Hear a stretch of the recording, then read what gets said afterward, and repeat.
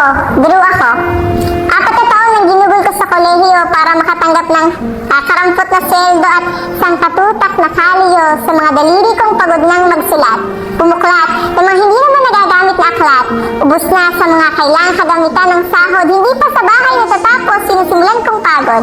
Pagkagising, lesson plan agad ang hanap, bago matulog, lesson plan pa rin ang kausap. Ang hirap maging guro, pero oo, guro ako. Nung nagkita kami ng mga kaklase ko nung sekundarya, kanya-kanya sila ng kwento ng mga lugar na kanila nang nabisita. Nagpapagandahan ng proyekto ang mga inhinyero, nagdedebate sa mga kaso ang mga abogado, nagpapalaki din ng sweldo ang mga doktor at marino.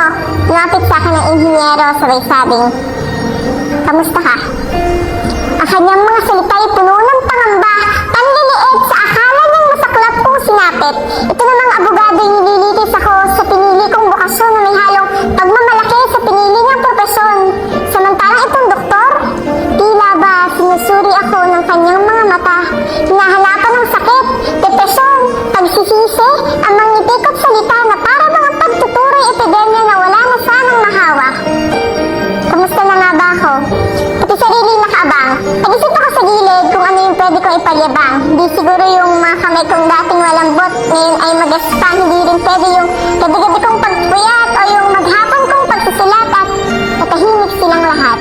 Hinihintay pala nila akong magsalita sa harap. Wala akong naikwento kundi gaano kahirap turuang magbasa, pagbilang at magsulat ang mga batang may iba't ibang pangarap. Ugali, pinagmulan, lengguwahe, araw-araw kang nangangapa ng tamang pag-atake. Minsan akala may kabisado na ang kulubot nilang utak, pero akala mo sigurado isa lamang ulit palpak. Subok lang ng subok at kapag nagkamali, sumubok lang muli dahil wala namang madali. Sa pagiging guro, habang nagtuturoy, ikaw ang natututo, hindi biro. Ang pinasa kong propesyon, hindi talino, ang kailangan meron kang debosyon. Pagyakap, sa katotohanang mababa ang tingin sa amin ng lipunan. Lang ang kasunod kapag sinabing nagtatrabaho ka sa paaralan. Pero kahit mapaos pa o matuyo man ang laway, magtuturo pa rin ang pipiliin kong buhay. Kahit kailangan kong turuan ng matematika ang mga inhinyero, kailangan hasain sa pangatwiran ng mga abogado, kailangan malaman ng mga doktor, ang scientificong mundo, kailangan turuan ko sila makipagkapwa-tao, maging masikap at matyaga sa pag-abot sa mga bituin. Kailangan sanayin ko silang magsumuko sa mga pagsubok na haharapin, kailangan nila ako. Kailangan ako ng mundo dahil, oo, guro ako. Ngayon, kayo ang kamusta?